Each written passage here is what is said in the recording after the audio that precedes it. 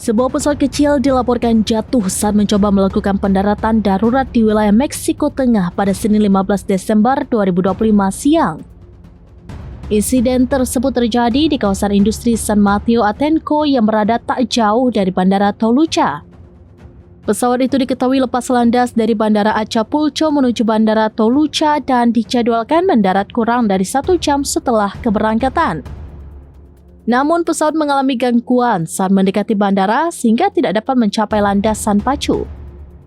Otoritas Perlindungan Sipil setempat menyebut pesawat diduga berupaya mendarat di sebuah lapangan sepak bola sebelum menabrak atap logam bangunan usaha di sekitarnya. Benturan tersebut memicu kebakaran besar di lokasi kejadian. Dari total 10 orang yang berada di dalam pesawat yang terdiri dari awak dan penumpang, hingga beberapa jam setelah insiden ditemukan 7 korban meninggal dunia. Beberapa saat sebelum jatuh, pilot sempat mengirimkan sinyal darurat ke menara kontrol Bandara Toluca.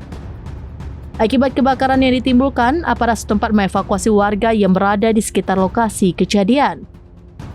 Sementara itu, Otoritas Penerbangan Sipil bersama Lembaga Navigasi Udara tengah mendalami faktor teknis dan operasional yang diduga berperan dalam insiden tersebut.